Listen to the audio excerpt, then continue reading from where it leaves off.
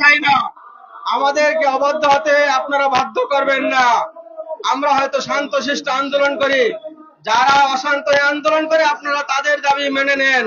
আপনারা মনে করেন আমরা তো ভদ্র মানুষ, সুতরাং এদেরকে কোনোভাবে কিছু বললেই হলো না। যখন পেটে ভাত থাকে না তখন কিন্তু মানুষ অভদ্র থাকে না। কোনো আন্দোলনে কিন্তু ভদ্রতার মধ্যে হয় না। আজকে 17 বছরে ফ্যাসিস্ট হাসিনা বিদায় হয়েছে, তিনি কি ভদ্র কথায় বিদায় হয়েছেন? হন নাই। আজকে যে অন্তর্বর্তীকালীন সরকারে যারা আছেন, আমি আবারও বলছি তাদের প্রতি আমি মনে করি বাংলাদেশের প্রত্যেকটা মানুষের শতভাগ আস্থা বিশ্বাস আছে। সুতরাং আপনারা আজকের মধ্যেই আমাদের দাবি মেনে নিয়ে ঘোষণা দিন, অন্যথায় আপনাদের পদত্যাগ আমরা চাইতে বাধ্য হব। ধন্যবাদ সবাইকে। আসসালামু আলাইকুম।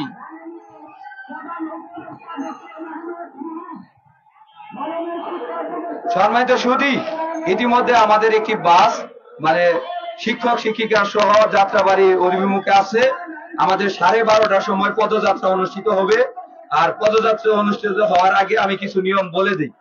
সম্মানিত সুধী, আমাদের প্রথম পদযাত্রার সময় আমাদের সম্মানিত শিক্ষকদের 5টি মোবাইল হারিয়ে গিয়েছিল শুধুমাত্র পকেট মারদের কারণে।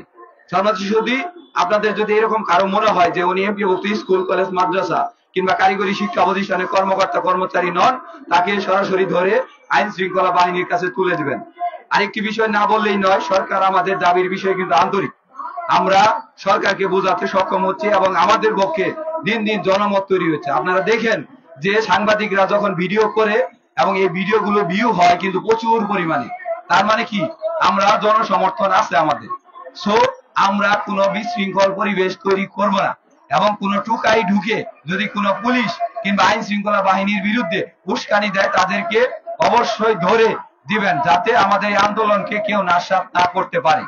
সম্মানিত সুধী, আরেকটি বিষয় বলে দেই যে এখানে বিভিন্ন সংগঠনের নেতাকর্মী হয়েছেন, যারা জেলা পর্যায়ে বা বিভাগীয় পর্যায়ে নেতাকর্মী রয়েছেন এবং আমাদের যে নারী প্রতিনিধি রয়েছেন, যারা নারী, এক কথায় তারা সবার সামনে অবস্থান করবেন, ব্যানারের সামনে, এবং বিভিন্ন সংগঠনের একজন করে কর্মী এই মূল ব্যানারের সাথে অবস্থান করবেন। এখন 10 জন 12 জনের বেশি কিন্তু সংগঠন এখানে নাই। সো তারা যদি আসেন তাহলে ভালো হবে, এবং এর বাইরে যদি হুট করে আপনি যদি করতে যান তাহলে অনেক সমস্যা হবে, কারণ আপনি নতুন, আপনি স্লোগান জানেন না, নিয়ম জানেন না, সিস্টেম জানেন না। আমার কথায় দয়া করে কেউ রাগ করবেন না। এবং আমি এটাও বলছি, আমরা কিন্তু বিভিন্ন মহলের তৎপরতার মধ্য দিয়ে কিন্তু আমরা এখানে অবস্থান করছি, এবং এদেশের আইন শৃঙ্খলা বাহিনী এবং এই জাতীয় প্রেস ক্লাবের যে কর্মকর্তা কর্মচারী বিন্দু রয়েছেন তারা আমাদেরকে নিয়মিত ভিডিও করছেন। এবং আমাদের এই নিউজের পরে ডিসি সম্মেলনে কিন্তু আমাদের শিক্ষা প্রতিমন্ত্রী বলেছিলেন, শিক্ষা উপদেষ্টা বলেছিলেন যে এমপিওভুক্ত শিক্ষকরা সবচেয়ে অবহেলিত, এবার এমপিওভুক্ত শিক্ষকদের জন্য কিছু করতে হবে। এবং আমরা যখন এখানে অনশনে ছিলাম সেই সময় আপনারা দেখেছেন দৈনিক শিক্ষা একটি নিউজ হয়েছে যে এই ঈদে শতভাগ উৎসব ভাতা দেওয়া হতে পারে। আমরা হতে পারে শুনেও আমরা কিন্তু মাঠ ছাড়ি নাই। আমাদের সর্বোচ্চ টার্গেট রয়েছে যে অতি দ্রুত যদি আমরা না পাই, আগামী পবিত্র ঈদ উল ফিতরের নামাজ পড়ব সেই প্রধান উপদেষ্টা ডক্টর মোহাম্মদ ইউনূসের যে কার্যালয় রয়েছে যমুনাতে, যে এর আগে আমরা কোনোভাবেই এই জাতীয় প্রেস ক্লাব ছাড়বো না। তবে আরেকটি কথা আমাদের বলতে হয়, লজ্জার বিষয়, আমরা আমাদের দেশের বুদ্ধিজীবীদের খুঁজে পাচ্ছি না, আমরা আমাদের সুশীল সমাজকে খুঁজে পাচ্ছি না, আমরা জাতীয় প্রেস ক্লাবের অধিভুক্ত প্রথম সারির মিডিয়া চ্যানেলদের খুঁজে পাচ্ছি না, এবং কিছু চ্যানেল আসলেও অল্প নিউজ করে, তাদেরকে ধন্যবাদ জানাই। কিন্তু আরেকটি বিষয় বলতে হয়, আমরা আজকে 12-13 দিন যাবত এই জাতীয় প্রেস ক্লাবে অবস্থান করছি, আমাদের প্রথম সারির মিডিয়াগুলো কোথায় হারিয়ে গেছে? কোথায় হারিয়ে গেছে আমাদের বুদ্ধিজীবী? কোথায় হারিয়ে গেছে আমাদের এই টকশো যারা বলে যে শিক্ষা ব্যবস্থা জাতীয়করণ করতে হবে? আমরা বিগত সরকারের সময় অনেক সংবাদ এবং অনেক রাজনীতিবিদদেরকে দেখেছি যে তারা মূল বক্তব্যে এসেছিলেন যে আমার দল যদি ক্ষমতায় যায় তাহলে আমি সরকারি করব। এমন কি হলো যে 5 তারিখে দল পাল্টে গেল, পরবর্তীতে আপনার বক্তব্য পাল্টে গেল, এবার কিছুই বুঝলাম না। আমরা কি সারা জীবন উপহাসের পাত্র হয়ে থাকবো? আমরা কি সারা জীবন দয়ার পাত্র হয়ে থাকবো? যখন ভোট দরকার হয়, ভোট নিতে যখন প্রিজাইডিং অফিসার লাগে, সহকারী প্রিজাইডিং অফিসার লাগে, পুলিং অফিসার লাগে, তখন এমপিওভুক্ত শিক্ষকদের দরদ হয়। এটা কি আমরা বুঝি না? আপনারা কি আমাদের রাজনীতি শিখান? আমরা দেশের রাজনীতিবিদ তৈরি করি, আমরা এদেশে ডাক্তার তৈরি করি, আমরা এদেশে বৈজ্ঞানিক তৈরি করি, আমরা এদেশে নাসা মতো একটা স্বনামধন্য কোম্পানিতেও আমরা আমাদের ছাত্রকে পাঠাই। আপনারা আমাদের কি শিখান? আমরা সবই বুঝি। শিক্ষকদের ধৈর্য রয়েছে, শিক্ষকরা ধৈর্যের বিনিময়ে আপনাদের কিন্তু ডাক্তার ইঞ্জিনিয়ার বানাইছে। ওই সময় কিন্তু আমরা মারি নেই। কেন মারি নেই? কারণ জানি আপনাদের শিক্ষিত করলে ওই সংসদে গিয়ে, ওই সচিবালয়ে গিয়ে, ওই প্রধান কার্যালয়ে গিয়ে আপনারা আমাদের দাবির প্রতি সম্মুখ জানাবেন। টকশোতে গেলেই মাধ্যমিক শিক্ষা জাতীয়করণ করতে হবে, এমপিও মুক্ত শিক্ষা জাতীয়করণ করতে হবে, স্কুল জাতীয়করণ করতে হবে, কলেজ জাতীয়করণ করতে হবে, কারিগরি জাতীয়করণ করতে হবে, সর্বোপরি এমপিও মুক্ত শিক্ষা জাতীয়করণ করতে হবে। যখনই ক্ষমতায় যান কথার সুর পাল্টে যায়। এই পাল্টা এখন আর হবে না। এখন বৈষম্য বিরোধী বাংলাদেশ, কোন স্তরে বৈষম্য থাকা যাবে না। এখন ছাত্র জনতার বাংলাদেশ, এই ছাত্র জনতার বাংলাদেশে কোনোভাবেই আমরা বৈষম্য মানব না। আরেকটি কথা না বললেই নয়, আমরা দীর্ঘদিন যাবৎ এই জাতীয় প্রেস ক্লাবে উপস্থিত হওয়ার পরেও আমরা কেন বুদ্ধিজীবীদের সাথে দেখা করতে আসছেন না? এদেশে কি বুদ্ধিজীবী নাই? আপনারা বলেন নাই? অবশ্যই আছে। তাহলে আমরা মাত্র 1000 টাকা বাড়ি ভাড়া পাই। আপনাদের কাছে জানাতে চাই, সাংবাদিক ভাইদের কাছে জানাতে চাই, ঢাকা শহরের যে বস্তি এলাকা রয়েছে সেই বস্তিতেও কি 1000 টাকা ভাড়া দিয়ে আপনি থাকতে পারবেন পরিবার নিয়ে? অবশ্যই না। আর সেখানে ঢাকা, রাজশাহী, খুলনা, বরিশাল, সিলেট সহ বিশ্বের বিভিন্ন মানে বাংলাদেশের বিভিন্ন প্রান্তে যেখানে একটি ফ্যামিলি নিয়ে ভাড়া থাকতে গেলেও 5 থেকে 15,000 টাকা লাগে। আর সেইখানে আপনি পিয়নের দেন 1000 টাকা বাড়ি ভাড়া, আর অধ্যক্ষ, প্রভাষক, সহকারী শিক্ষক, ট্রেড ইনস্ট্রাক্টরদেরও দেন 1000 টাকা ভাড়া। এটি জাতির সবচেয়ে বড় লজ্জা। আরেকটি বিষয় না বললেই নয়, মাত্র 25% উৎসব ভাতা দেন, যা দিয়ে মাত্র 3125 টাকা। আপনারাই বলেন 3125 টাকা দিয়ে কি কিছু হয়? আজকে আমি যার পরামর্শে এইখানে শিক্ষকতা পেশায় আসছি, আপনারা হয়তো জানেন তিনি আর কেউ নয়, আমাদের ঢাকা বিশ্ববিদ্যালয়ের অহংকার আসিফ নজরুল স্যার। আমার এলাকায় যখন ডিস ছিল না, আমি যখন শহরে পড়াশোনা করতে যাই, তখন আমার এক স্যার বলে, এই দেখো এই স্যারের কত মর্যাদা, এই টেবিলে বসে কত সুন্দর টক শো করছে, সারা বাংলাদেশ শুনছে। তখন ওই স্যারের পরামর্শে আমি শিক্ষকতা পেশায় আসি। ও মা, শিক্ষকতা পেশায় আইসা দেখি আমার সিরা কাপড় নিয়ে স্কুলে যেতে হয়, আমার সিরা প্যান্ট নিয়ে স্কুলে যেতে হয়। ছাত্রছাত্রী বলে, স্যার আপনার কি টাকা নাই, আপনি কেন সিরা প্যান্ট নিয়ে এই স্কুল প্রতিষ্ঠানে আসেন? জাতির থেকে লজ্জা, জাতির থেকে লজ্জা আর কি হতে পারে? আমি সাংবাদিক ভাইদের বলতে চাই, জাতির এই লজ্জাকে আপনারা মাননীয় প্রধান উপদেষ্টার কার্যালয়ে তুলে দিবেন যে আমরা এমপিওভুক্ত স্কুল, কলেজ, মাদ্রাসা এবং কারিগরি শিক্ষা প্রতিষ্ঠানের কর্মকর্তা কর্মচারীগণ কি একটা অসুবিধার মধ্যে রয়েছে। আমাদের ভোট থেকে ঋণ হয়ে গেছে। আমি এই ঢাকা শহরে যে এসেছি, এই এই এই প্রেস ক্লাবে যে এসেছি, আমি 5000 টাকা ঋণ নিয়ে এখানে এসেছি। আমি চাইছিলাম যে আমরা যেন অতি দ্রুত যেন একটি প্রজ্ঞাপন পাই। 3125 টাকা এই 20 বছর আগে পেয়েছিলাম, আর এখন জিনিসের যে দ্রব্য মূল্য এর সাথে এটা চয় না। এভাবে চলতে গেলে দেশের শিক্ষা ব্যবস্থা ধ্বংস হয়ে যাবে। এই শিক্ষা ব্যবস্থা ধ্বংস করার জন্য বিগত সরকার অনেকগুলো ফর্মুলা প্রয়োগ করেছিল। তার একটি হলো শিক্ষকদের জীবন মানের উন্নতি না করা। এই উন্নতি না করার ফর্মুলা যদি এখনো চলে, তাহলে দেশ অল্পতেই নিরক্ষর জাতিতে পরিণত হবে। এ দেশ থেকে আর কোনো মেধা তৈরি হবে না। এ দেশ পঙ্গু হয়ে যাবে, এ দেশ পঙ্গু হয়ে যাবে, এ দেশ বিলীন হয়ে যাবে, এ দেশের অস্তিত্বই খুঁজে পাওয়া যাবে না। সম্মানিত সুধী, আপনাদের মাধ্যমে আমরা মাননীয় সংসদের মাননীয় উপদেষ্টা মহোদয়ের কাছে জানাতে চাই, আমাদের দাবি যৌক্তিক। অচিরেই আমাদের জাতীয় বেতন স্কেল 2015-এর অধীনে আমাদের 45% বাসা ভাড়া, আমাদের সরকারি নিয়মে উৎসব ভাতা এবং সরকারি নিয়মে মেডিকেল ভাতা দেওয়ার জন্য মাননীয় শিক্ষা উপদেষ্টা, মাননীয় আইন উপদেষ্টা, মাননীয় অর্থ উপদেষ্টা এবং মাননীয় প্রধান উপদেষ্টার নিকট বিনীত আহ্বান জানিয়ে আমি আমার বক্তব্য শেষ করছি। জাতীয়করণ প্রত্যাশী জোটের পক্ষ থেকে এমপিওভুক্ত শিক্ষা জাতীয়করণ হোক, এই দোয়া ও শুভকামনা রইল। ধন্যবাদ সাংবাদিক মহোদয়কে।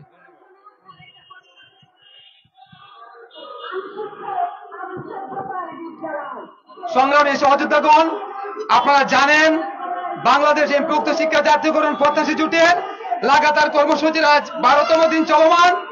দুঃখের বিষয়, আজ দুঃখের সাথে বলতে হচ্ছে, বাংলাদেশের সবচেয়ে বেশি অবহেলিত এমপিওভুক্ত শিক্ষক মহোদয়গণ। আমরা জানি না আমাদের কি অপরাধ। রাষ্ট্রীয় সেক্টরে রাষ্ট্রীয় সেক্টরে কর্মরত সেই জাতির বিবেকদের কাছে প্রশ্ন রেখে যেতে চাই, আপনারা সাবেক সরকার দীর্ঘ 16 বছর আমাদেরকে যেভাবে আশ্বাসের নামে প্রতারিত করেছে, আপনাদের প্রতি আমাদের সেই আশঙ্কা চলে আসছে। আপনারা শুধু বলতে থাকেন বাংলাদেশের এমপিওক্ত শিক্ষকরা সবচেয়ে বেশি অবহেলিত, আমরা তাদের জন্য কিছু একটা করতে চাচ্ছি। আপনারা কবে করবেন? আপনারা জানেন না? আপনাদেরকে বিবেক নাই, আপনাদেরকে মনুষ্যত্ব নাই।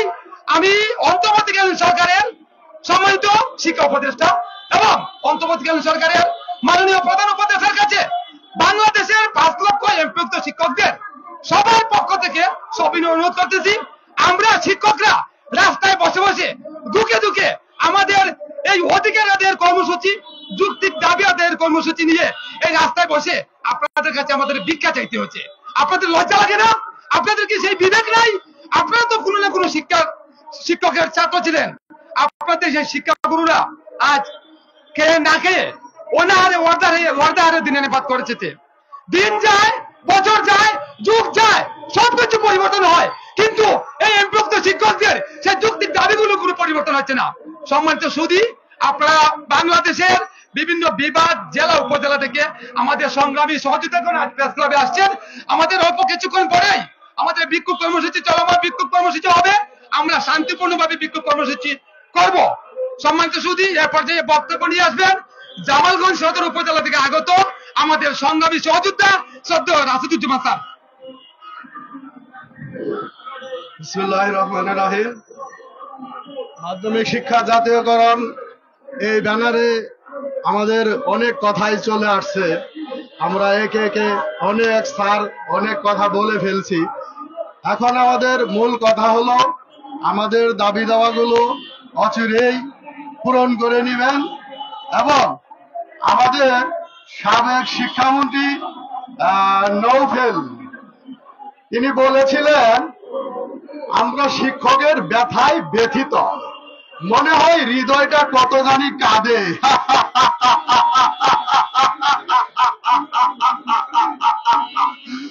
আপনি বলেছিলেন আমরা শিক্ষকের ব্যথায় ব্যথিত। এটা কি নাটকের কোন মঞ্চের মধ্যে উঠে একটা মহান জাতীয় সংসদের মতো একটা পবিত্র জায়গাতে বসে আপনি এই কথাগুলো বলেছিলেন? আমরা আশা করেছিলাম আপনি যেহেতু শিক্ষকের ব্যথায় ব্যথিত, মনে হয় আমাদের দাবিটা কিছুটা হলেও পূরণ করে দিবেন। কই দেননি তো। আসলে কি এই যুগ যুগ ধরে জনম জনম ধরে শিক্ষক এভাবেই অবহেলিত হবে? আপনারা কি মনে করেছেন শিক্ষক এক ভদ্র সমাজ? তারা নম্র ভদ্র ভাষায় কথা বলে, তাদেরকে কিছু বললে তারা কিছুই করবে না, ওই কালো বিড়ালের মতোই তারা থমকে বসে যাবে।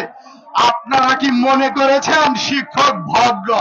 আসলে শিক্ষক ভদ্রতা দেখাচ্ছে, আসল ভদ্রতা তাদের দেখানো দেখেননি।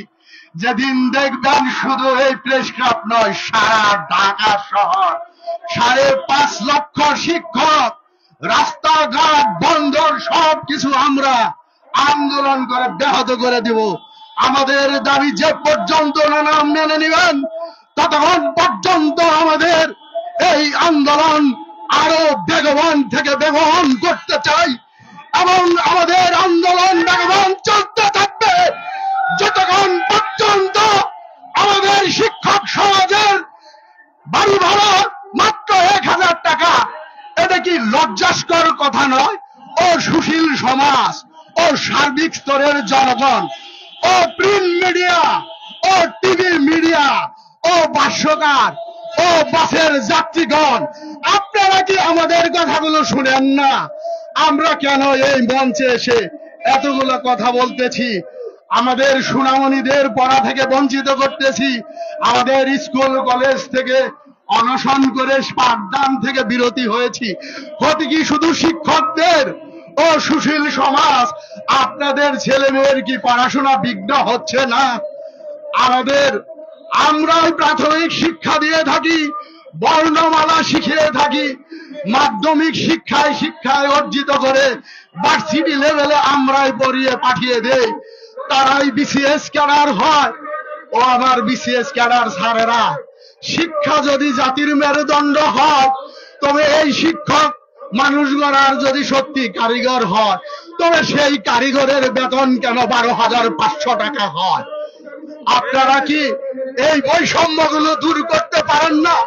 আপনাদের বিবেকে কি একটিবার ধারণা দেয় না যে হারে এই শিক্ষকগুলো রাস্তায় এভাবে অকাতরে বলিয়ে আছে, রাস্তার মধ্যে জীবন যাপন করতেছে, না খেয়ে না দিয়ে, বাড়ি থেকে আসার মতো পয়সা নেই, ঋণ করে ঢাকা পেশকাবে অবস্থান করতে হয়।